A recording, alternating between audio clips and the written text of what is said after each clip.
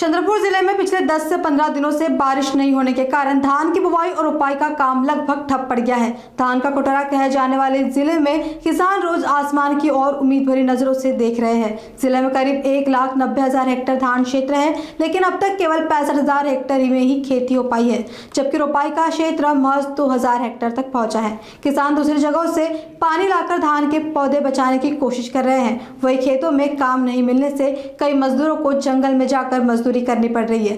बारिश की कमी का असर अब बाजार में भी दिखाई देने लगा है। व्यापारियों के अनुसार पिछले 20 से 25 दिनों में चावल के दाम करीब 1,000 रुपए बढ़ चुके हैं। कृषि विभाग का कहना है कि अगर पिछले कुछ दिनों में अच्छी बारिश नहीं हुई तो सिर्फ किसान ही नहीं बल्कि पूरे चंद्रपुर की कृषि अर्थव्यवस्था पर भी बड़ा असर पड़ सकता है। चंद्रपूर जिल्ह्यामध्ये आपण या खरीप हंगामात जर बघितलं तर जून महिन्यामध्ये सुद्धा सरासरीच्या 58% पाऊस पडला होता। जुलै महिन्याच्या पहिल्या 3-4 दिवसामध्ये चांगला पाऊस पडला। पुन्हा 4 तारखेपासून त्याच्यानंतर पुन्हा पावसामध्ये कमतरता आहे। जे ज्या ठिकाणी कापूस, सोयाबीन आणि तूर हे पिकाखाली क्षेत्र घेतात अशा भागामध्ये पेरणी योग्य पाऊस झाला, त्याच्यामुळे जिल्ह्यामधल्या एकूण 4,62,000 पैकी कापसाचं, सोयाबीनचं आणि तुरीचं पेरण्या 100% पूर्ण झालेल्या आहेत। आणि सगळ्यात महत्त्वाचं चंद्रपूर जिल्ह्यामध्ये भाताचे जे तालुके आहेत, सिंदेवाही आहे, नागबीड आहे, ब्रह्मपुरी आहे, मूल आहे, या भागामध्ये जूनमध्येही पाऊस म्हणावा तसा पडलेला नाही। जुलै महिन्यामध्ये सुद्धा पाहिजे तसा पाऊस पडलेला नसल्यामुळे भाताच्या पेरण्या जिल्ह्यामधल्या जरा खोळंबलेल्या आहेत।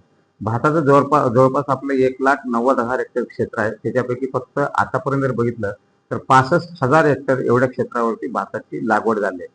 त्यात फक्त रोवणीचं क्षेत्र जर बघितलं तर ते फक्त 2,000 हेक्टर आहे। बाकी सर्व जे पेरणी आहेत म्हणजे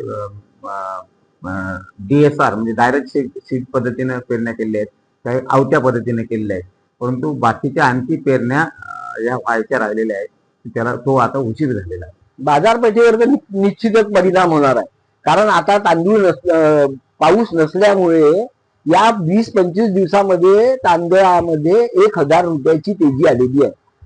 याच्या पहिले आम्ही इतके वर्षापासून व्यापार करत आहोत, पण 1,000 रुपयाची तेजी कधीच नाही आली। 200-300 रुपये भाव कमी जास्त होत होते, पण आता 1,000-1,200 रुपये भाव वाढले आहे। आणि अजून जर 15 दिवस पाऊस नाही आला तर कास्तकाराची तर हाल आहे, पण मार्केटमध्ये आवक पण कमी होईल, त्याच्यामुळे निश्चितच भाव वाढणार आहे। पाऊस आपल्या भागामध्ये आपला पूर्ण धानाचा पट्टा असल्यानंतर आपल्या इथं पावसाचा काहीच आलेला नाहीये, ना तलाव भरले आहे, ना जे परे टाकले आहे ना ते पण सुकायला लागले। आम्ही या शेतामध्ये परे टाकून आहे 2, त्याच्या वारत आहेत, त्या गड्ड्यातला पाणी मेले नाही पाहिजे म्हणून गड्ड्यातला पाणी खोडून दुसऱ्या पर्यामध्ये टाकत आहोत। का बरं? पाणी मेले नाही पाहिजे म्हणून, परे मेले नाही पाहिजे या उद्देशाने।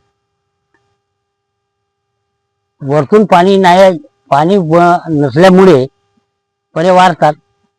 हे परे वारल्याच्या नंतर ते आणखी पुन्हा 15 दिवस जास्त खाते, म्हणून ते पाणी केलं म्हणजे पाणी काढून त्याला थोडासा खत मारून ते रोवण्यापर्यंत कसं तरी वाचवायचं आहे। हो, का बरं? पाणीच नाही तर शेतात पाणी नसल्यामुळे आता काम कसं करणार? आता संकट तर येणारच आहे। आता पाणीच नाही तर मग आणखी पुन्हा कोणतं पाणी येईल? आहे तोपर्यंत पाणी करणं होईल, बाकी राहिलं तसंच वारत।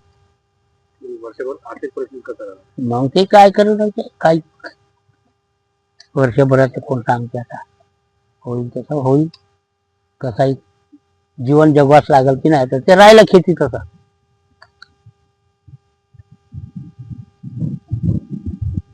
शेतीवर आधारित किती लोक आहेत?